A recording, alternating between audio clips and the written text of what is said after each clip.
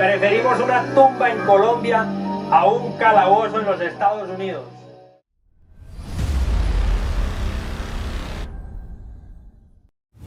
El tratado de extradición es aprobado entre Colombia y Estados Unidos.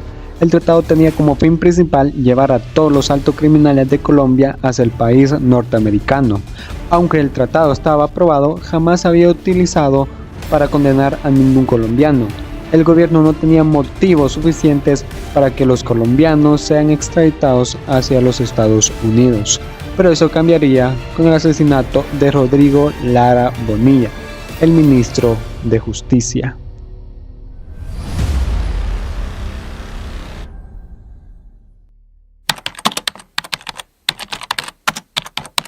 El ministro de Justicia se convirtió en el blanco principal del cártel de Medellín, luego que en una pelea política demostrara con ayuda de Guillermo Cano, director del periódico El Espectador, que la fortuna del representante de la Cámara de Congresistas de Colombia, Pablo Escobar, no venía de fuentes legales, sino del tráfico de drogas hacia los Estados Unidos, y que además era un asesino. Esto dejó a Pablo Escobar sin ser congresista y el cártel de Medellín sin representantes dentro del gobierno. Pero esta derrota de Pablo crearía un odio dentro del cártel y un deseo de venganza tan gigante como el país colombiano. Varios fueron los intentos por parte del cártel de Medellín de terminar con la vida del ministro, pero ninguno daba resultado. El ministro dejaría su cargo para irse a Europa como embajador del país, pero eso nunca llegó a suceder. La noche del 30 de abril de 1984, el gobierno, Colombia y el mismo cártel de Medellín comenzarían a ver el poder tan inmenso que tenían. Rodrigo Lara Bonilla es asesinado en su auto por órdenes de Pablo Escobar y su organización. En los Estados Unidos, que no puedo dar la tomada que esta noche sacamos sobre actuaciones de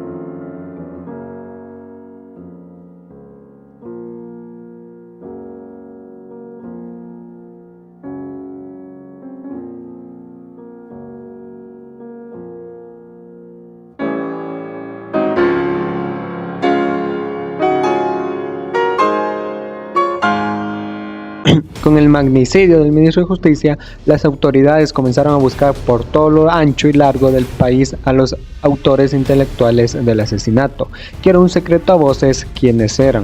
Los líderes del cártel de Medellín se vieron obligados a salir huyendo del país, ya que eran los hombres más buscados por toda Colombia, y pasaron al total anonimato en Panamá.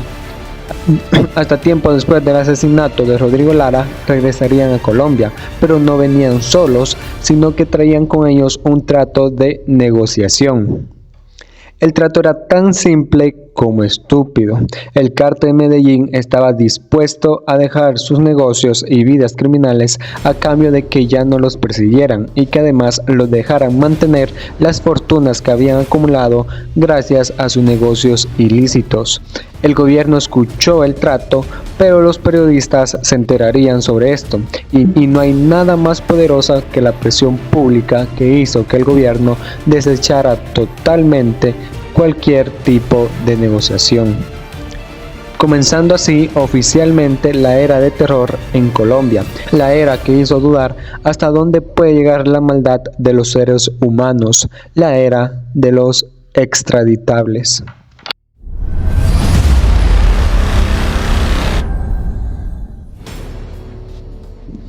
El lema era más que claro: preferimos una tumba en Colombia que una celda en los Estados Unidos.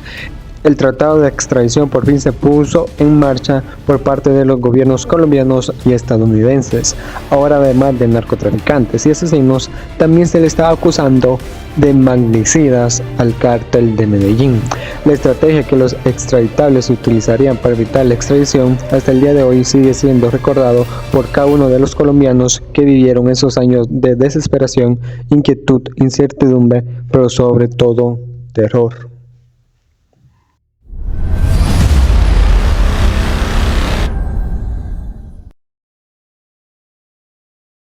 El jefe de la Unidad Antinarcóticos de Colombia y que junto con el difunto Rodrigo Lara habían logrado desmantelar Tranquilandia, el laboratorio de drogas más grande del cártel de Medellín. Fueron incautados 1.500 kilos de cocaína, arrestadas 40 personas en la llamada Operación Yari 84, que tuvo lugar el 7 de marzo de 1984. El complejo cocalero contaba con 9 laboratorios, 8 pistas de aterrizajes, puestos de salud y comunicación e instalaciones con todos los servicios básicos como agua y electricidad. Además de tener los aviones Cessna HK-3064, HK-3007, también el helicóptero Hughes 500, ya con el ministro fuera del mapa del cártel, el coronel Jaime Ramírez no dejó su lucha en contra de los autodenominados extraditables, pero esa lucha lo llevaría a su trágica muerte el 17 de noviembre de 1986. 2 años habían pasado desde la muerte de Rodrigo Lara, y durante esos 2 años el coronel había hecho imposible la vida del cártel de Medellín. Pero para su mala suerte, él ya estaba en la lista de los extraditables, y esa tarde del 17 de noviembre de 1986 fue asesinado cuando venía junto con su familia de un viaje. El coronel ya había logrado salir con vida de otros atentados, pero esta vez no fue así.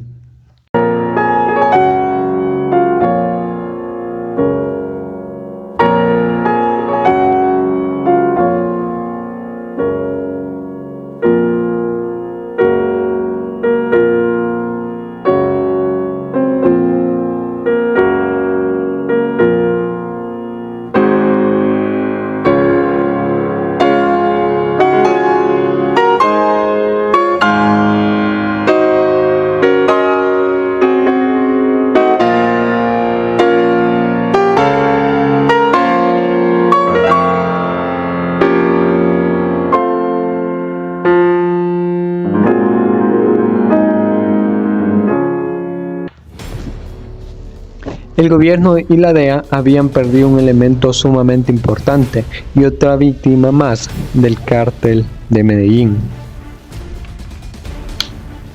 La guerra entre el gobierno y unos civiles con mucho poder había comenzado.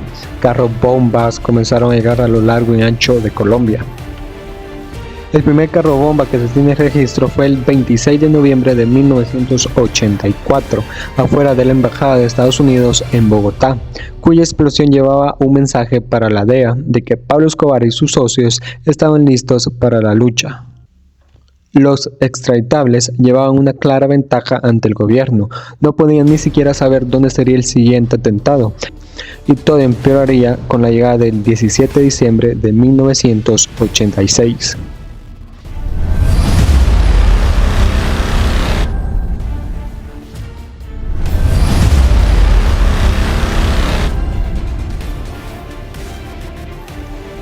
El director del periódico más importante del país es asesinado en su coche por los extraditables. El periodista que se dedicó totalmente desde que todo esto comenzó a dejar más que claro que Pablo Escobar era un criminal. Era vilmente asesinado por este grupo de mafiosos. Todo estaba en contra del gobierno y las autoridades de Colombia. La guerra estaba siendo ampliamente ganada por los extraditables, pero a pesar de todo lo malo que estaba pasando, siempre hay algo que lo hace por lo menos un poco mejor.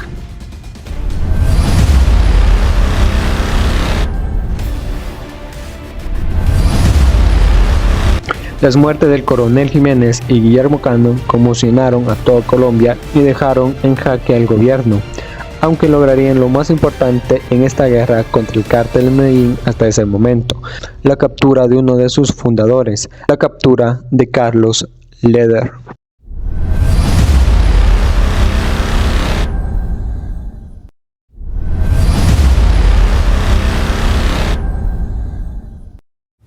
Ahora bien, Pablo Escobar entregó a Leder. Pablo entregó a su socio.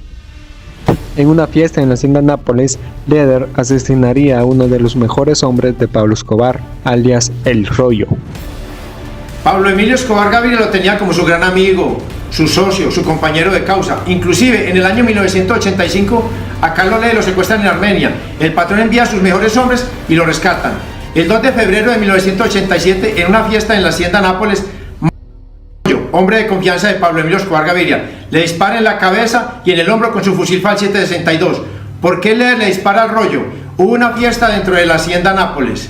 Había una tregua en la guerra, el patrón tenía el control de la zona, llegan unas muy bellas, Carlos Leder en su locura porque vino de la selva con paludismo cerebral y toma una de las señoritas la más bonita y empieza a presentarla como su esposa. Rollo empieza a coquetearle no a la señorita que estaba con Carlos Leder, sino a la bolsa de la cocaína. Y dele, y Rollo era un hombre apuesto también, Carlos Leder era una pinta también muy apuesto, y Carlos Leder ya estaba celoso porque Rollo le estaba coqueteando no a la niña. Leder no se aguanta más esta situación, a las 3 de la mañana se va a dormir y Rollo comete un gran error. Le pide el favor a Orejitas, un miembro del cartel de Medellín, que vaya y le toque la puerta a Carlos Leder. Leder era un patrón, y Orejitas va y le toca la puerta a pedir. Carlos Leder tira la bolsa, cierra la puerta violentamente y hasta ahí no pasa absolutamente nada.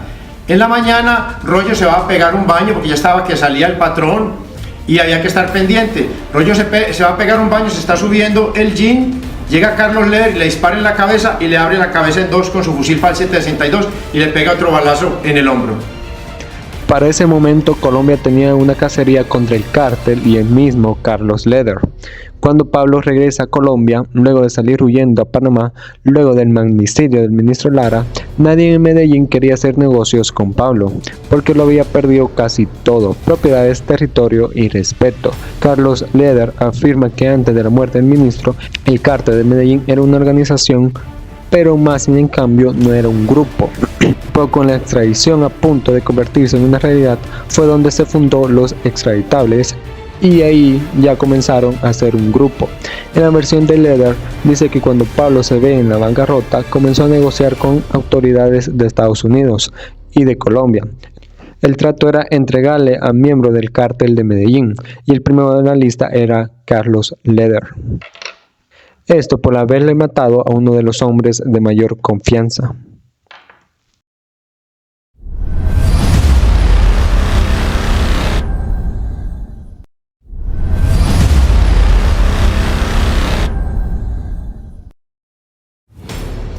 Casi 2 meses después de los asesinatos del coronel Jiménez y de Guillermo Cano, Carlos Leder estaba en una finca en Berracal, vereda Toldas de Guamé, en Antioquia. Para ese momento Carlos había cambiado su equipo de seguridad por completo. Todos eran jóvenes y estando en la finca habían fiestas día y noche, causando un ruido y un escándalo de los cuales los vecinos se quejaron múltiples veces, y el 4 de febrero de 1987 la finca es rodeada por fuerzas de Colombia dirigidas por el Y el 4 de febrero de 1987 la finca es totalmente rodeada por fuerzas de Colombia, dirigidas por el mayor William Lemus. Carlos Leder es capturado y así las autoridades colombianas demostraron que el cártel Medellín no era intocable, y esto se reforzaría aún más con la extradición de Leder hacia los Estados Unidos cuando esto parecía totalmente imposible.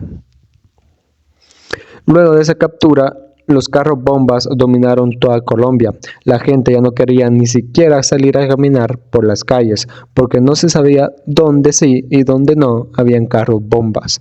Los extraditables eran el terror más grande de Colombia, aunque le faltaban muchas cosas por hacer y muchas cosas por perder. Les faltaba enfrentar la guerra contra el cártel Medellín, más asesinatos y la pérdida de sus líderes, pero eso es cuestión de otro video.